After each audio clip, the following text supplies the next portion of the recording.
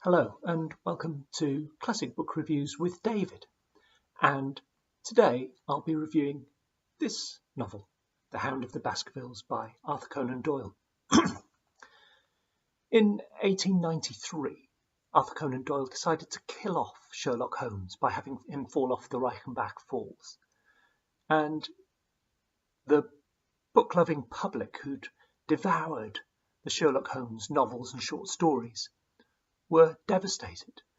It was even raised in Parliament, and people were said to have walked around with black armbands which signify mourning, and they were mourning for the death of a fictional character, Sherlock Holmes. So imagine the public's happiness when, 8 years later, in 1901, Arthur Conan Doyle revives the character and begins publishing The Hound of the Baskervilles in serial form in a magazine called The Strand. Now, sadly for the public, Sherlock Holmes hadn't been brought back to life. Instead, this was an old story that was set, obviously, before Sherlock Holmes' death. But 2 years later, after the publication of The Hound of the Baskervilles, in a story called The Adventure of the Empty House, Arthur Conan Doyle did bring Sherlock Holmes effectively back from the dead. But that's not what I'm here to talk about. I'm here to talk about The Hound of the Baskervilles. And as I said, it was published in late 1901, early 1902, in a magazine called The Strand, and then it was published as a novel later on in 1902.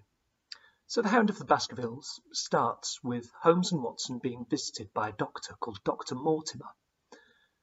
And Dr. Mortimer's living in Dartmoor, I beg your pardon.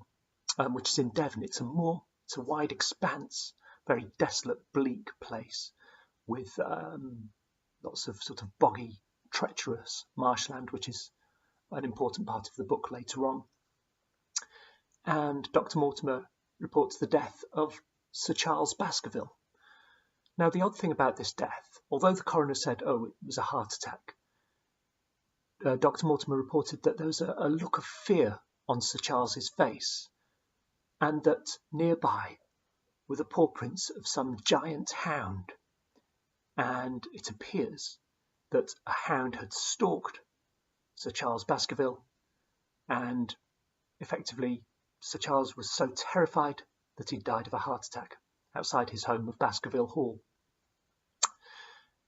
So Sherlock and Watson investigate this mystery, and they try to find out if there really was a hound, or was it something more down to earth? Now, this hound was a legendary hound, and in fact it's based on a real story, a real legend.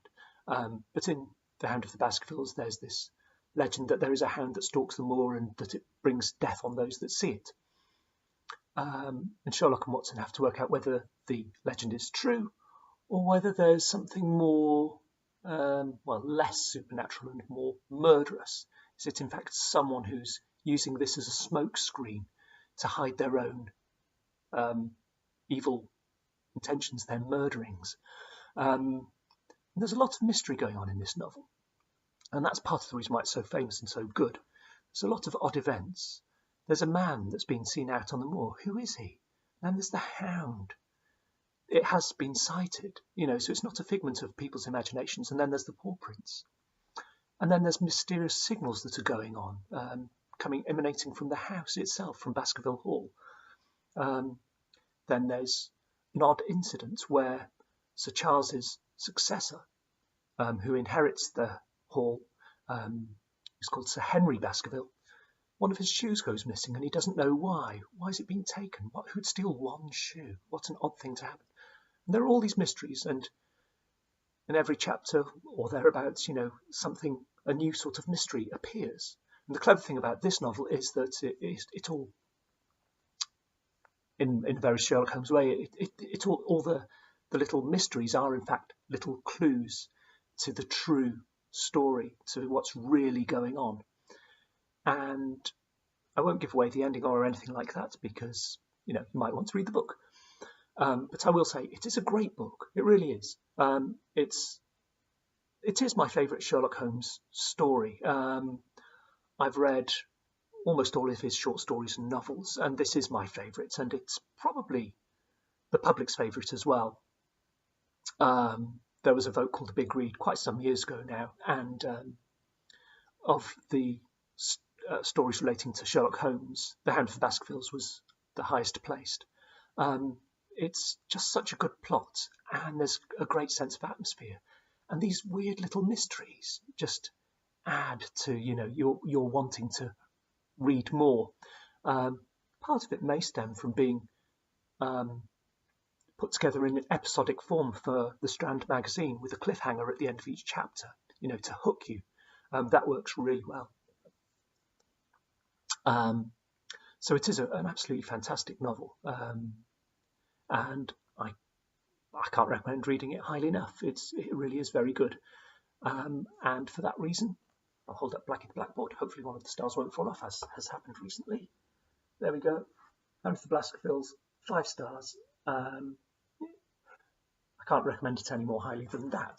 So that's all there is to say. Go and check out the book if you've got time, or you want to read something. I'd recommend The Hound of the Baskervilles. I'll put some links below where you can find the book online, and you can always follow on Twitter and Facebook. You can have a look below for that. I've also put some links for dyslexia-friendly and large print versions of this book, and don't forget to subscribe. All the best. I'll read some more books and review them for you later.